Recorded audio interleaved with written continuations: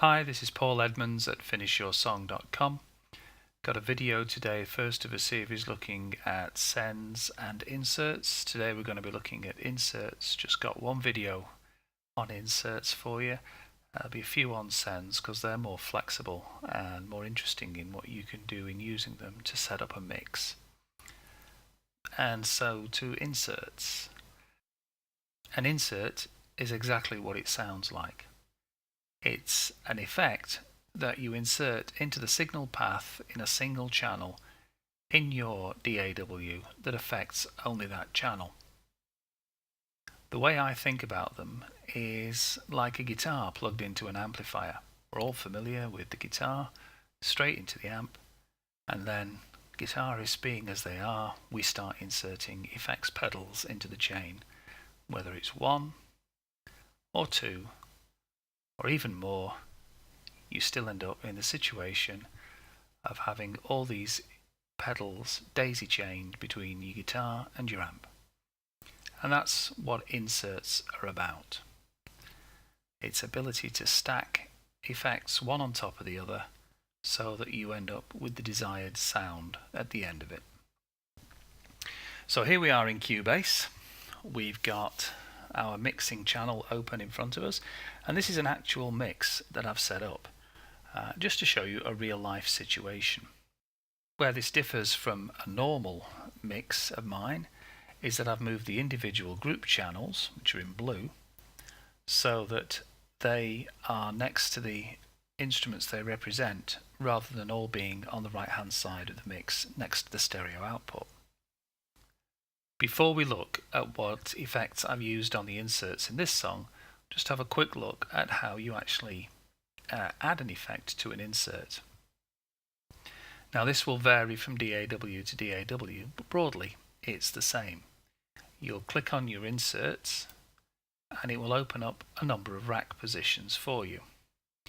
Now the thing to bear in mind with Cubase is that there are 8 inserts. This is only showing 6 here, and there's a reason for that. So we'll flip over to our track view and we'll highlight one of these inserts, and as you see, 1, 2, 3, 4, 5, 6, 7, 8. These last two are post fader. Normally, if you put your effect up here, it will go the signal will go through the insert along down through the other sections to the channel, and as you pull the fader down, the amount of effect doesn't alter, it gets faded down. So if you had, say, a phaser on a guitar, the amount of phasing would fade away in proportion to the guitar signal.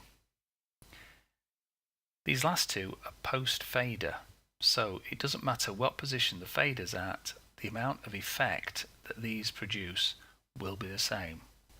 You'll have to experiment with that in each particular case.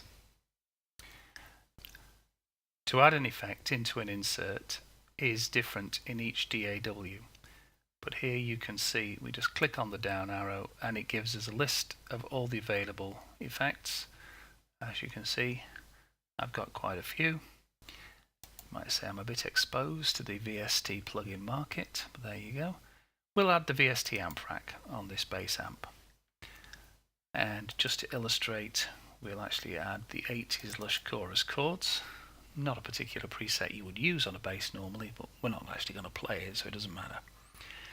And as you can see, this has actually loaded a pedal board's worth of effects for us. There's a compressor into a chorus, into a ducking delay, into a normal delay, then it goes through an amp, a cabinet, a reverb, various options, and out to an EQ and a master level.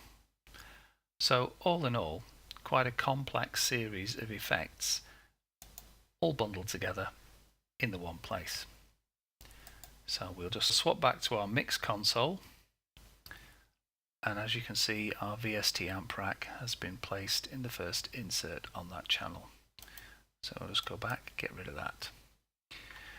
So working our way quickly across the board here, you can see that we have on this particular song 2 bass tracks which are fed into a stereo bass channel. They're actually all in mono because they're panned to the center, and the two bass tracks are going through a compressor. Got a kick here, and that's going through a gate just because there was some crosstalk on the track. A lot of the background drums were evident, and I wanted to get rid of them, so I used a gate to just take out the sound between the kicks. And again, running into a compressor. The snare, top and bottom, don't actually have any effects on them, although there is EQ on these. You can see where I've got EQ because the little dot is coloured in as opposed to being empty like that.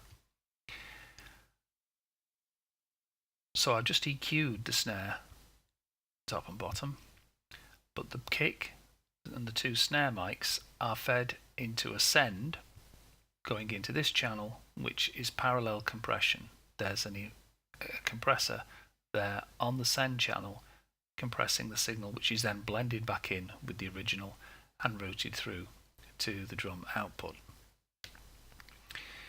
I'll talk about parallel compression in a future video.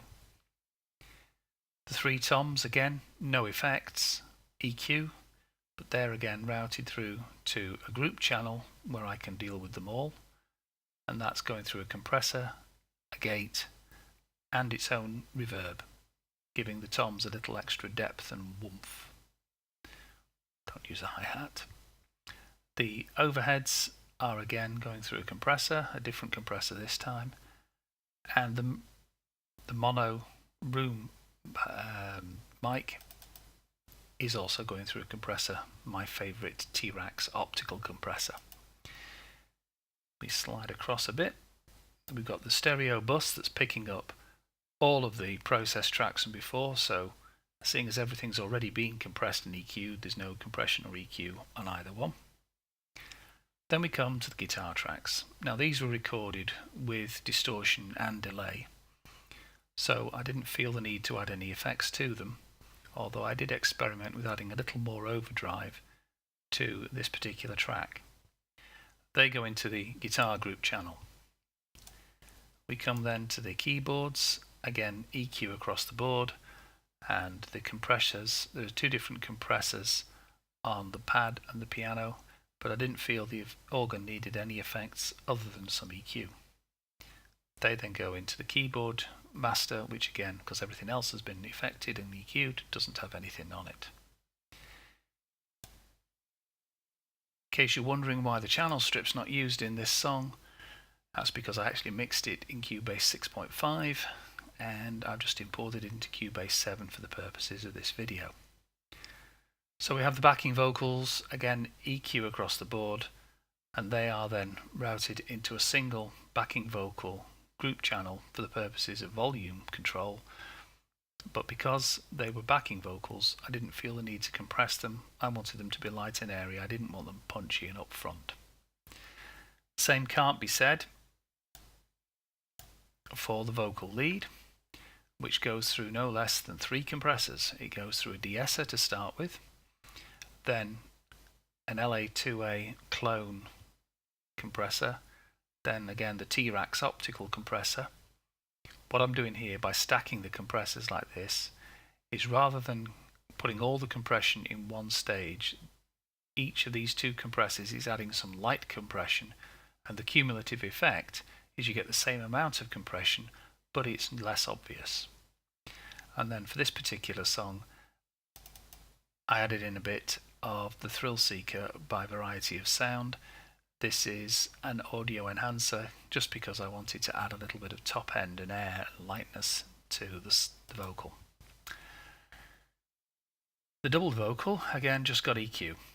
I wasn't concerned with making that as up front. I wanted it to sit behind the main vocal so it didn't get as affected. And they got grouped together in a channel, all of which got fed into the stereo mix channel, which has an SSL clone compressor sitting on the bus. These are the effects channels, and so each of them feeds into the stereo mix, and you can see the reverb units that I've used and the delay that have been put into place to provide the effects. And that's it. A quick look at inserts.